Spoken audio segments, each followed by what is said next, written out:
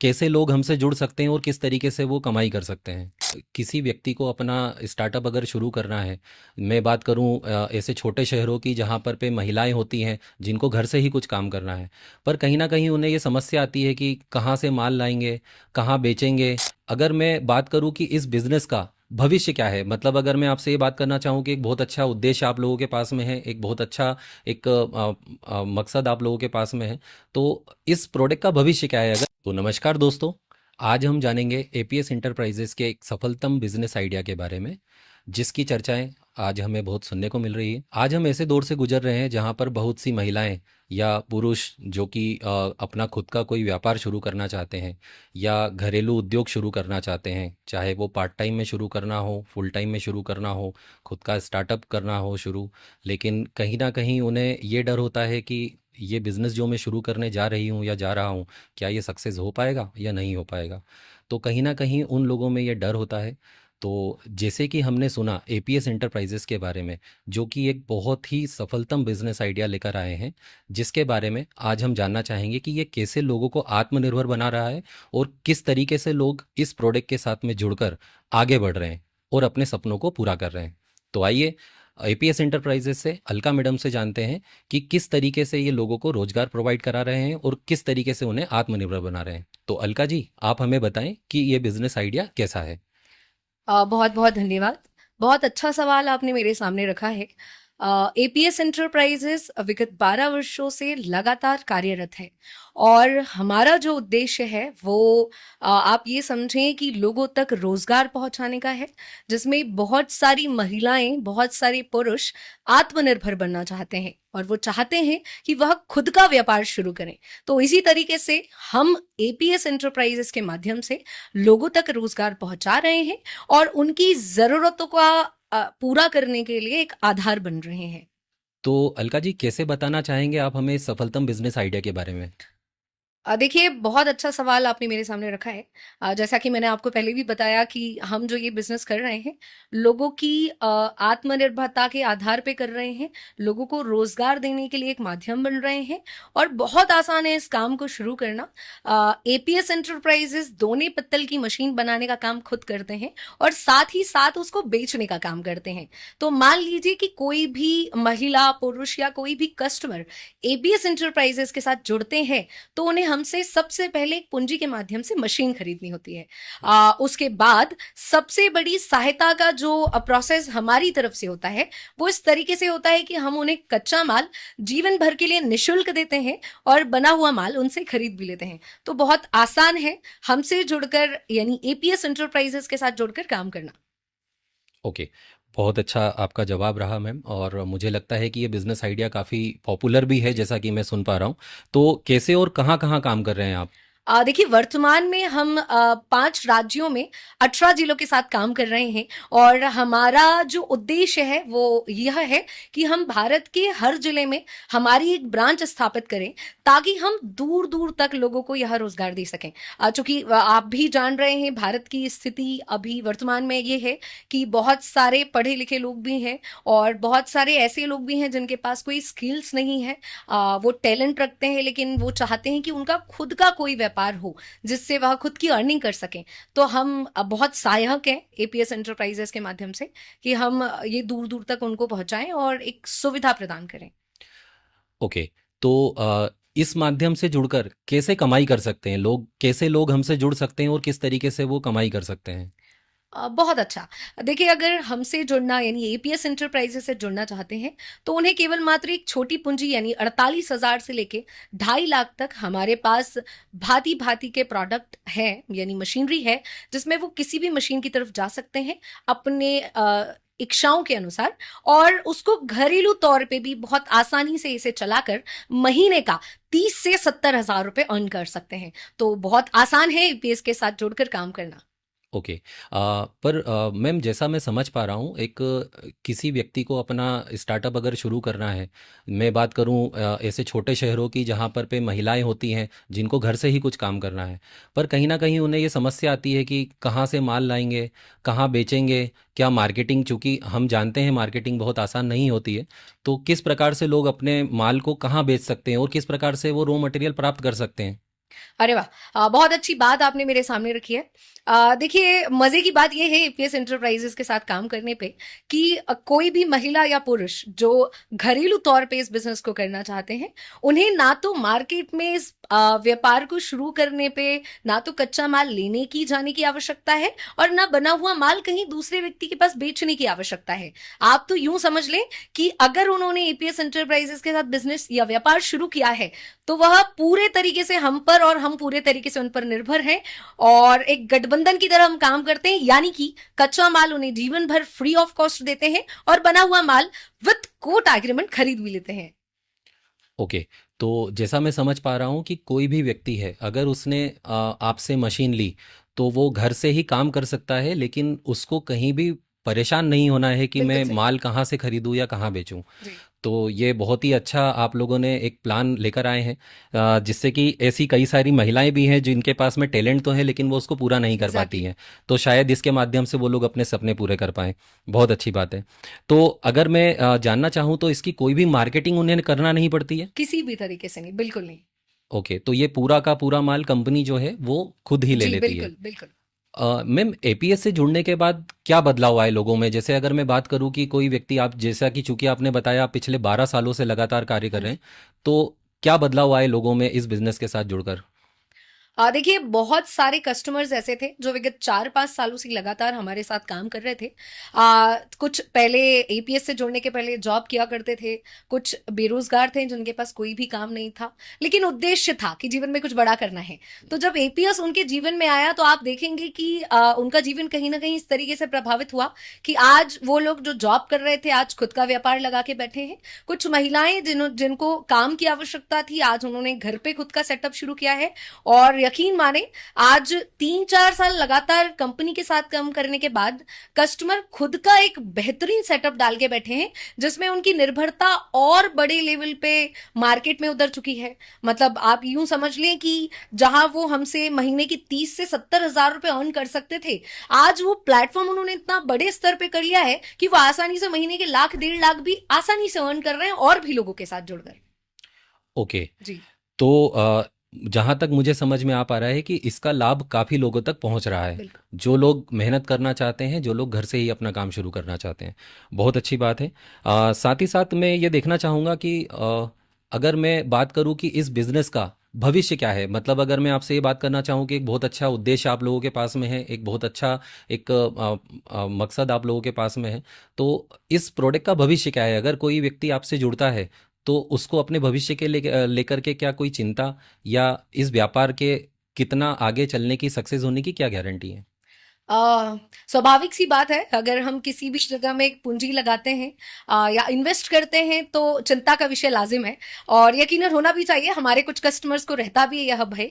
लेकिन मैं आपको एक बहुत अच्छी चीज़ बताना चाहूँगी कि अगर एपीएस एंटरप्राइजेस के साथ वो जुड़ता है तो जिस प्रोडक्ट में एपीएस एंटरप्राइजेस काम कर रहा है, यानी कि दोना पत्तल, आप देख रहे होंगे उसका भविष्य कितना उज्जवल है। पिछले अगर मैं लॉकडाउन की तरफ जाना चाहूँ तो आप देखेंगे कि सरकार का स्टेटमेंट था 1 जुलाई 2022 का कि आप पूरे तरीके से प्लास्टिक बैन कर रहे हैं और हम जो प्रोडक्ट पे काम कर रहे हैं वो है हमारा पेपर प्रोडक्शन। यानी लॉकडाउन के दरमियान सबसे ज्यादा अगर किसी चीज का इस्तेमाल हुआ है तो वो है रिसाइकलिंग वाला प्रोडक्ट।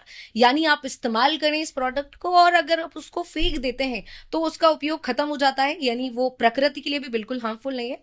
तो मुझे लगता है कि इस तरीके का प्रोडक्ट जिसकी मार्केट में डिमांड है और जो प्रकृति के लिए भी हार्मफुल नहीं है, उसका भविष्य यकीनन उज्जवल है।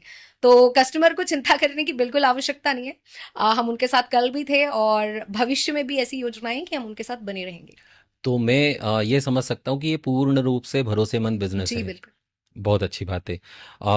कुछ समय ऐसा भी होता है मैम कि जैसे आज आप बता रहे हैं कि आपसे मशीन खरीदी किसी ने, और फिर कुछ समय के बाद कंपनी ने माल लेना देना अगर बंद कर दिया, तो फिर उस सूरत में उस व्यक्ति का क्या होगा? बहुत अच्छा सवाल। देखेंगे आप कि हम जो काम कर रहे हैं, मैंने जैसा ये अभी आपको बताया कि हमारा जो काम है वो इस प्रोडक्ट में है जिसकी मार्केट में ऑलरेडी डिमांड है। और फर्स्ट ऑफ ऑल हमारी जो कंपनी है वो गवर्नमेंट रजिस्टर्ड कंपनी है, आईएसओ सर्टिफाइड कंपनी है। और जितने भी मार्केटिंग स्तर पे आप देखेंगे तो जो रजिस्टर्ड प्लेटफॉर्म्स हैं उन सभी जगहों पे हमारी कंपनी रजिस्टर्ड है।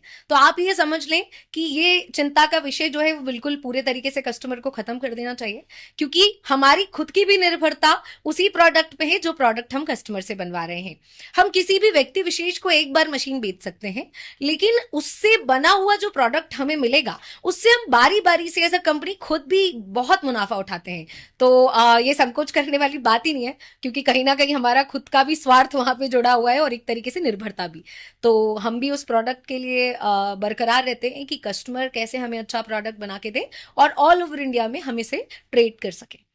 तो अलका जी, जैसे कि आपने बताया कि प्रोडक्ट की डिमांड तो है मार्केट में, तो ये हमेशा चलने वाला ही प्रोडक्ट है। और अगर किसी का ये डाउट हो, मान लीजिए कि जैसे मैं आपसे पूछूं कि कंपनी अगर कल को नहीं रही, चूंकि जैसे जो व्यक्ति है वो आप पर निर्भर होकर के इस काम को शुरू कर रहा है, कल को अगर कंपनी बंद हो गई तो उस सूरत में उस व्यक्ति का क्या होगा? देखिए, अगर कंपनी बंद हो जाती है, वैसे तो ऐसा कभी नहीं होने वाला है, क्योंकि कंपनी भी एक इस लेवल पे पहुंचना चाहती है लोगों के साथ जुड़कर। यहाँ पर कंपनी का भी कहीं ना कहीं समझें कि यहाँ पे कंपनी की भी एक तरक्की जुड़ी हुई है।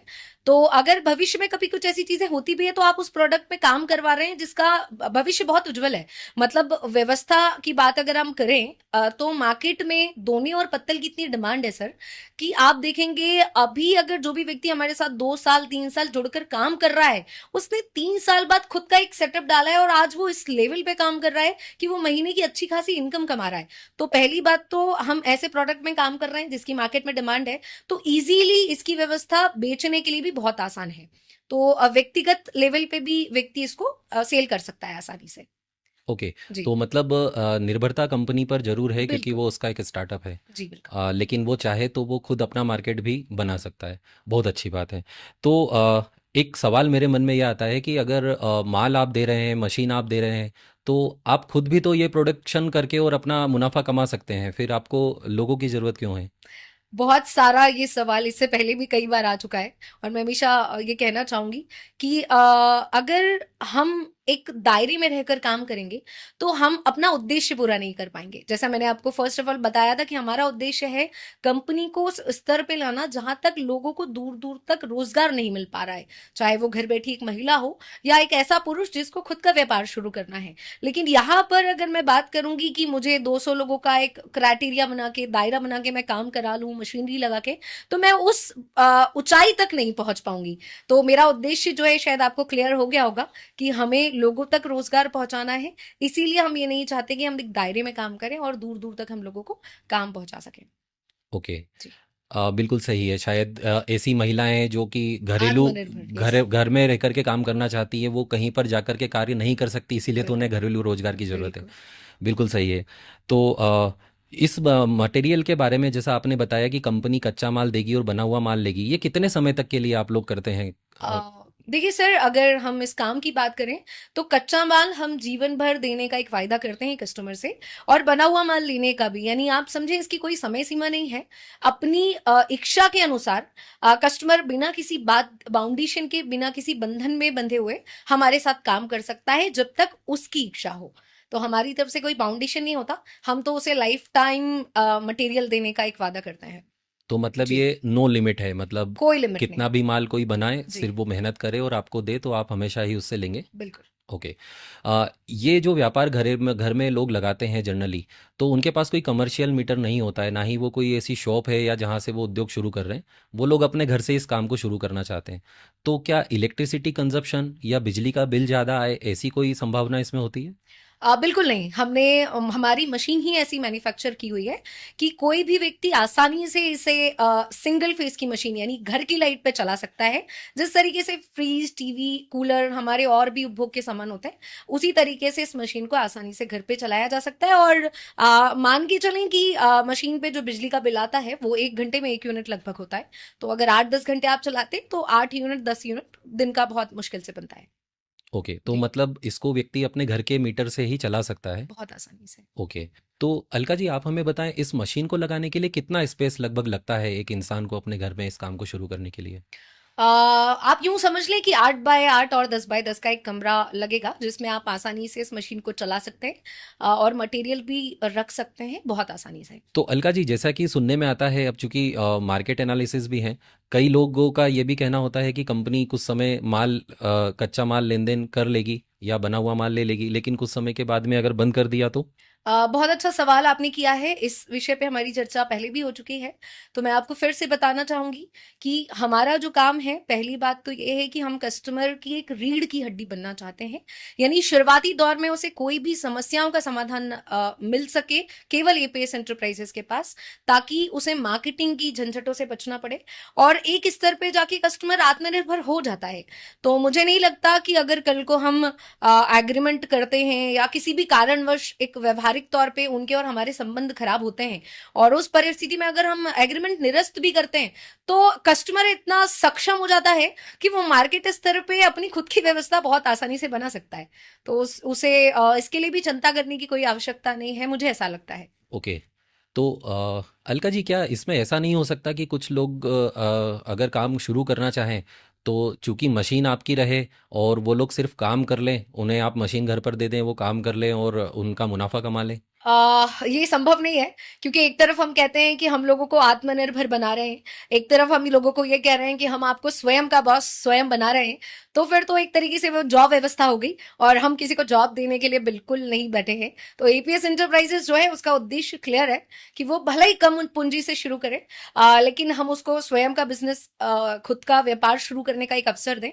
तो ये संभव नहीं है कि टुकड़ों में वो हमारे साथ काम कर सके, तो एक छोटी पूंजी तो उन्हें लगानी ही पड़ती है। तो अलका जी, आज आपने जो एपीएस के बारे में हमें बताया, एपीएस इंटरप्राइजेज जो है वो काफ़ी सफलतम बिजनेस आइडिया है, जो कि आज की जनरेशन के लिए भी है, क्योंकि बेरोजगारी जो है वो दिन पर दिन लगातार बढ़ती जा रही है और लोगों को कुछ ना कुछ बिजनेस अपना शुरू करना ही है।